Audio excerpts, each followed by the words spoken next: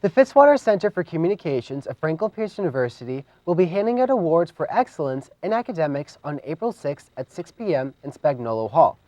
The recipients will receive a medallion to signify their achievements in the classroom.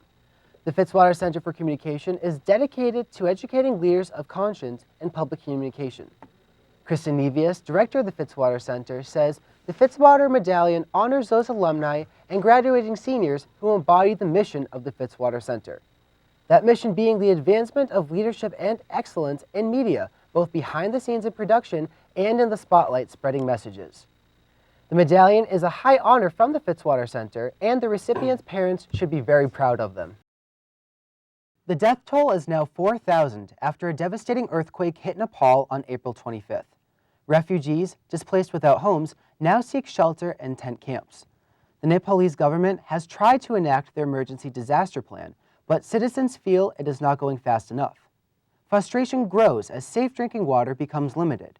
But India and China are sending relief packages.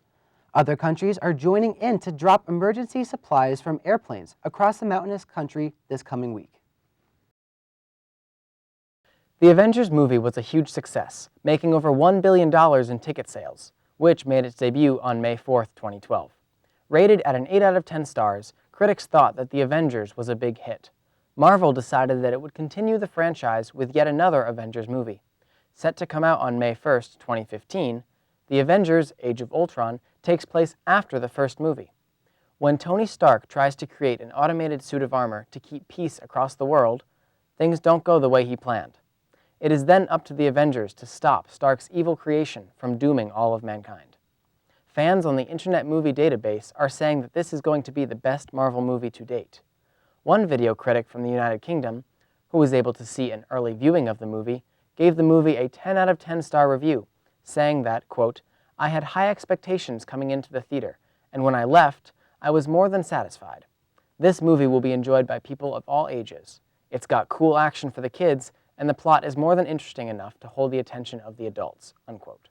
With actors such as Scarlett Johansson, Robert Downey Jr., and Chris Evans reprising their roles, The Avengers is expected to reach $217 million its opening weekend.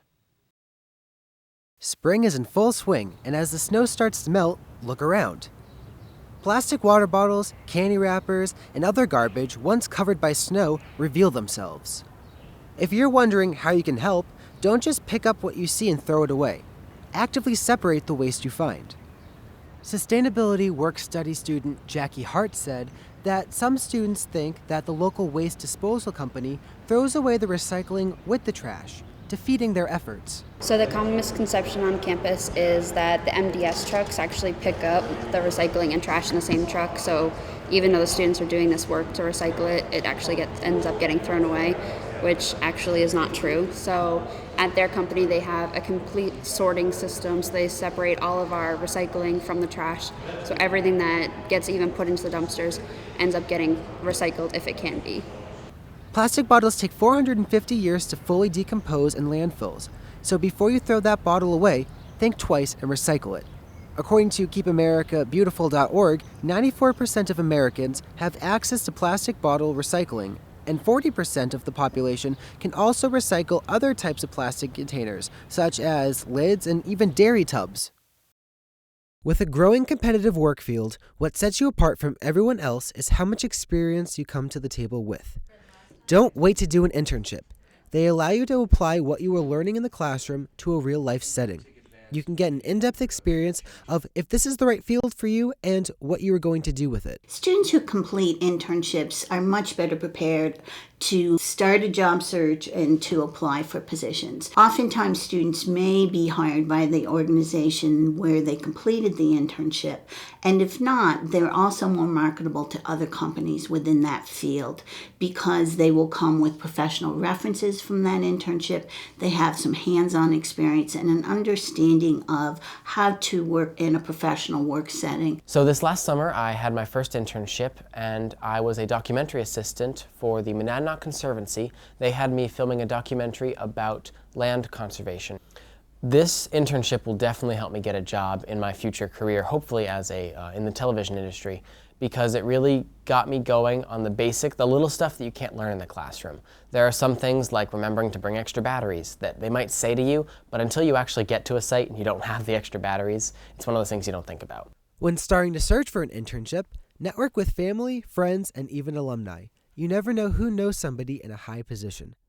Visit your career services department at your university, and use LinkedIn to scout out potential internship openings. I would say that networking is crucial, probably more important than like having a good resume, because everyone can write cool stuff on a piece of paper.